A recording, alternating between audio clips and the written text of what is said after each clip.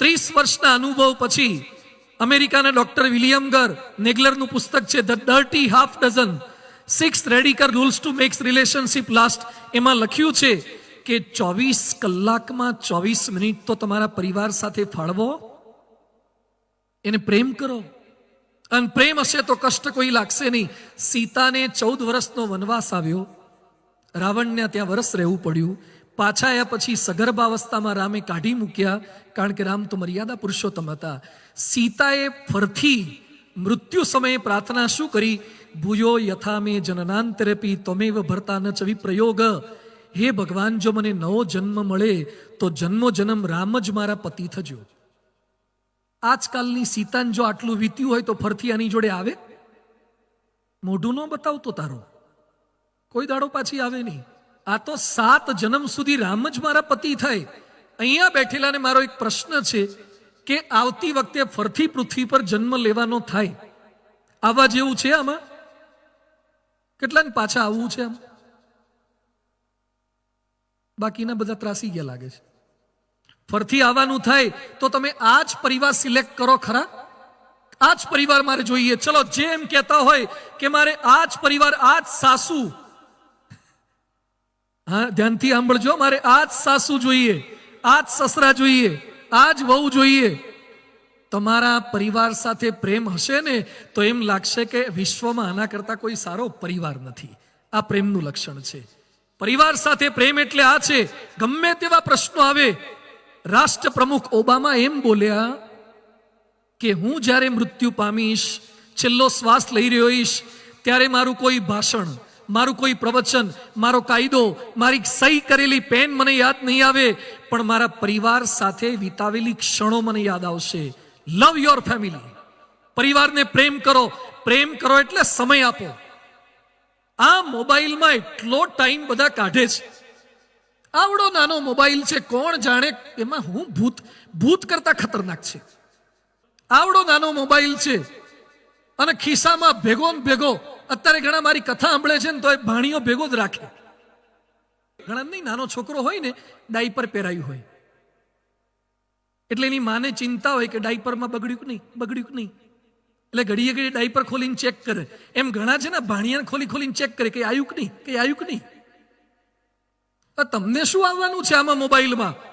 પણ એટલા મોબાઈલના ગુલામ થઈ ગયા, સોશિયલ મીડિયાના. કરાગ્રે વસ્તે લક્ષ્મી કરમુલે, એ બધું નહીં. કરાગ્રે વસ્તે ઇન્ટરનેટમ. હવારના પોરમાં જ સોશિયલ મીડિયા. ઘણા તો રાત્રે હુતા બેટરી ખૂટે પણ શ્રદ્ધા ન ખૂટે. હા, બેટરી ખૂટી જાય, શ્રદ્ધા ન ખૂટે. ઘણા તો સાંભળતા હુઈ ગયા ને અડધા એના પર હુઈ ગયા હોય. હવારે ઉઠે તાર તો મોબાઈલ હોધે ને પાછો એના પર તો હુઈ ગયો હોય. એટલા વ્યસની થઈ ગયા છે.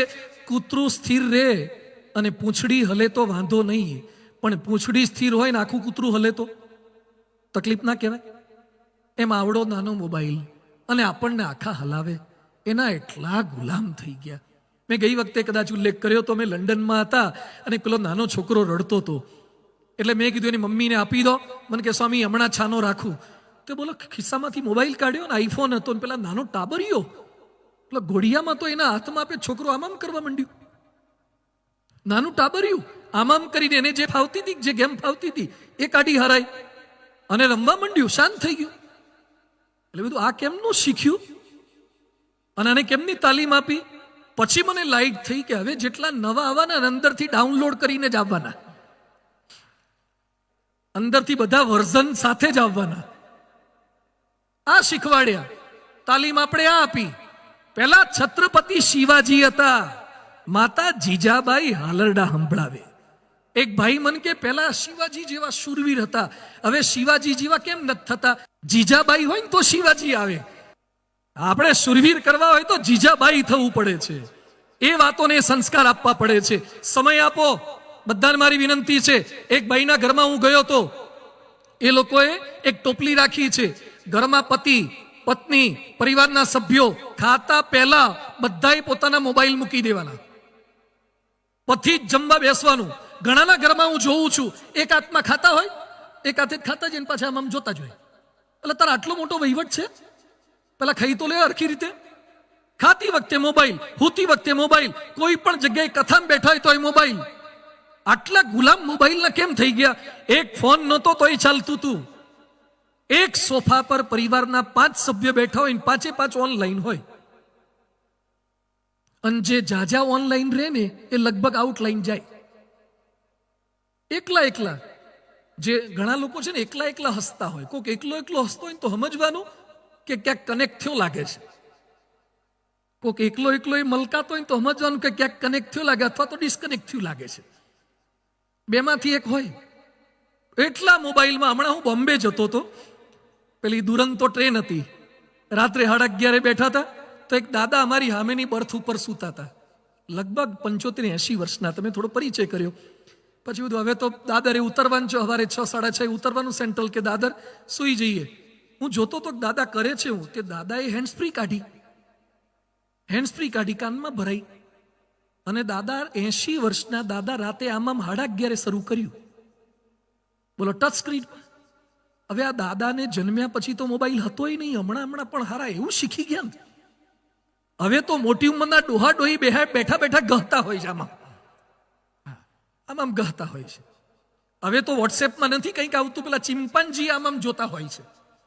એટલે તમને હારો મોબાઈલ વાપરતા આવડે એમાં અભિમાન ન કરો, કારણ કે વાંદરા એ વાપરતા થઈ ગયા છે, ચિમ્પાન્જીઓ એ મોબાઈલ વાપરે છે.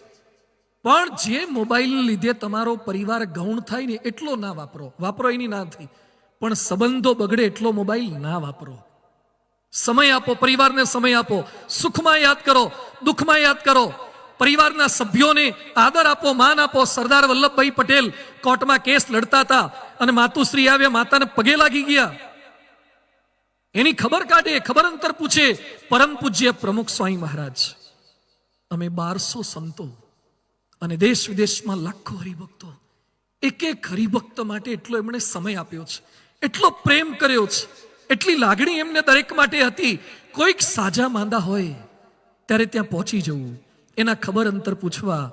આ સ્વામીજીએ સંસ્કાર આપ્યા હતા. એટલે પ્રમુખ સ્વામીજી ધામમાં ગયા ત્યારે સારંગપુરમાં એમના અંતિમ દર્શન માટે 3 દિવસમાં 25 લાખ લોકો આવ્યા હતા. 25 લાખ લોકો. આ પ્રમુખ સ્વામી મહારાજનું ઇમોશનલ બેંક બેલેન્સ હતું. તમે ડિપોઝિટ કંઈ કર્યું ના હોય તો વિથડ્રો શું કરી શકો?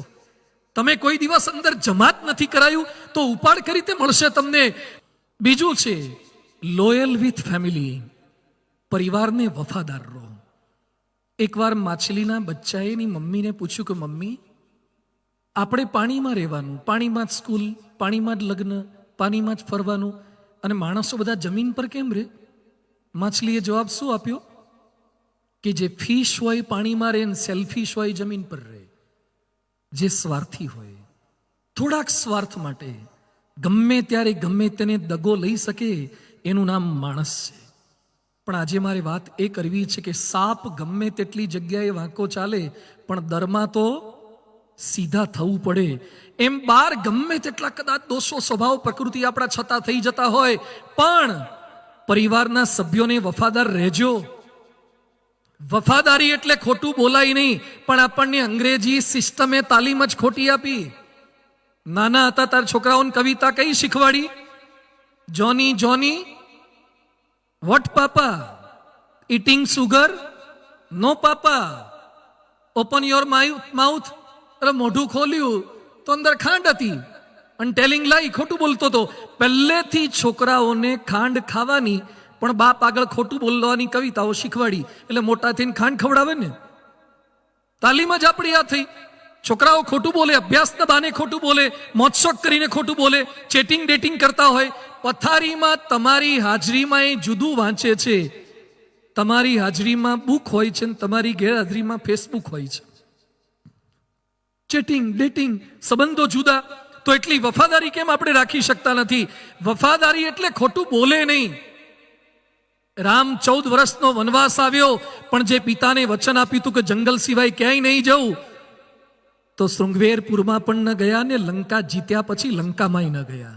ગાંધીજી વિલાયત અભ્યાસ કરવા માટે ગયા, અને માતાને પ્રોમિસ આપ્યું હતું કે દારૂને હાથ નહીં અડાડું.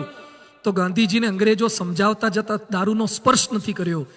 જાદુગર કેલાલ રાજ કપૂરની પાર્ટીમાં ગયા, પણ પૃથ્વીરાજ કપૂર એના બાપને વચન આપ્યું હતું, એટલે એને દારૂના પ્યાલાને સ્પર્શ પણ નથી કર્યો. વચન જેને આપ્યું હોય ને એને પાળજો પાછા. પરમ પૂજ્ય પ્રમુખ સ્વામી મહારાજ સુંદલપુરામાં હતા અને હાર્ટ એટેક આવી ગયો 1983 વર્ષમાં. આમાંથી જેને હાર્ટ એટેક આવ્યો એને દુખાવો ખબર પડે. સ્વામીજીને સુંદલપુરાથી વડોદરા લઈ જતા હતા અને રસ્તામાં અચાનક ગાડી ઊભી રખાવડાઈ પ્રમુખ સ્વામી મહારાજે. એટલે સેવકો પાછા ગભરાઈ ગયા, બીજી ગાડીવાળા તાત્કાલિક આવે, શું થયું, દુખાવો વધી ગયો. પ્રમુખ સ્વામીજી તૂટતા અવાજે, તૂટતા શબ્દોમાં શું બોલ્યા કે આણંદવાળા ડાયાભાઈ ગજ્જરના ત્યાં પારાયણમાં જવાનું આપણે કીધું છે, પણ મને હાર્ટ એટેકનો દુખાવો થયો છે, મને તાત્કાલિક તમે ડૉક્ટર પાસે લઈ જાઓ છો, તો હું પારાયણમાં નથી આવી શકતો, તો મારા બદલે માફી માગજો અને કોઈ બીજા પારાયણમાં ત્યાં જઈ આવજો. આને વફાદારી કહેવાય. એકવાર જેને વચન આપ્યું હોય એને કોઈ પણ ભોગે એને સાચવવાની વૃત્તિ છે. પરિવારને પૂછ્યા વગર નિર્ણય નથી લેવાનો. વનવાસનો સરસ પ્રસંગ આવે છે પાંડવોનો. પાંડવો જંગલમાંથી પસાર થતા હતા અને બધા સૂતા હતા. ત્યાં પેલો ચોકી કરવા માટે ભીમ જાગ્રત હતો અને ત્યાં એક બાઈ આવી, હિડીમ્બાઈનું નામ. અને હિડીમ્બાઈ ભીમને જોયો એટલે ભીમ ગમી ગયો. એટલે હિડીમ્બા કહે છે કે તું મને ગમે છે તો આપણા બેનું ગોઠવાઈ જાય સારું, આમેથી પ્રપોઝલ. એટલે ભીમ કે હજુ તો આપણે પહેલી વાર મળ્યા છીએ અને તું મને પ્રપોઝલ આપી દે છે લગ્નનું. તું એ દેખાવમાં તો હારી જ લાગે છે, પણ મારાથી મારા પરિવારના સભ્યોને પૂછ્યા વગર કશું કરાશે નહીં. આ આપણને શીખવાડ્યું છે વફાદારી એટલે.